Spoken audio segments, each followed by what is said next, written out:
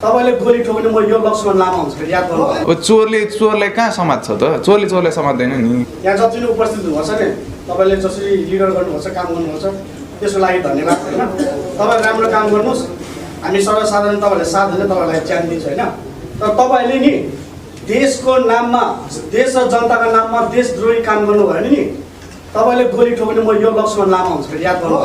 ठोक्नुस् है तपाईको गोली खान पनि फेरि हामी तयार म मिनेट सर अझ म सोध्नु हैन सुन्नु म त यो पत्रकारसँग लाज लाग्दैन यसरी गर्नलाई। सुन्नु अस्ति हजुर पत्रकारसँग बोल्ने तरिका के हो? घरमा हुन्छ आमा बाबु साथीभाइ सबैको बोल्ने तरिका के हो? यही हो तरिका। हजुरलाई बुझाउनु तरिका यही रहेछ बोल्ने। बुझ्नुभयो?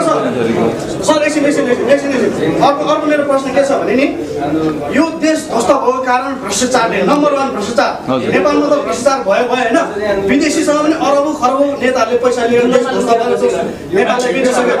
अब अस्तिको आन्दोलनमा शेरबहादुरको घरमा अरबौं पैसा दियो भने केपी को प्रचण्ड आजसम्म देशमा एमाले कांग्रेस र माओवादी हैन त्यो छोड्दिनु त्यो लम्बा मैले भन्न खोजेँ हैन। मैले भन्नु चाहिँ के गरेको देख्नु भयो के? मैले भन्न खोजेँ नि तीनटा नेताले आसपासको पालो गरेर देश सञ्चालन गरिरहेको थियो हैन।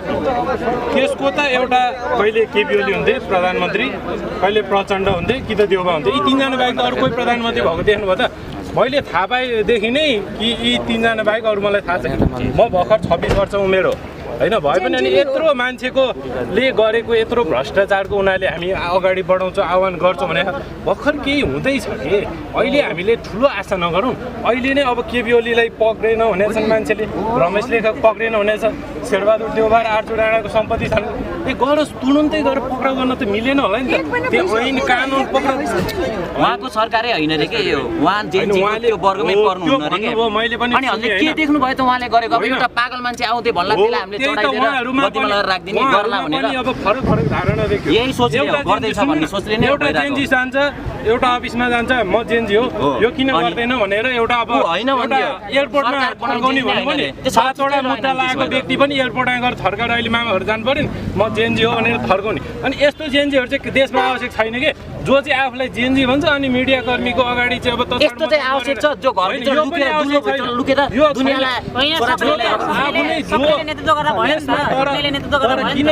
त्यो मान्छे नेतृत्वको लागि ठिक मान्छे यो चाहिँ यहाँ मिराज ढुङ्गानालाई भन्दैछु ल। नेतृत्व गर्न सक्ने मान्छे पार्टीको नाम के हो? एउटै पार्टी उहाँको आमा बाउको कहाँ बस्नुहुन्छ?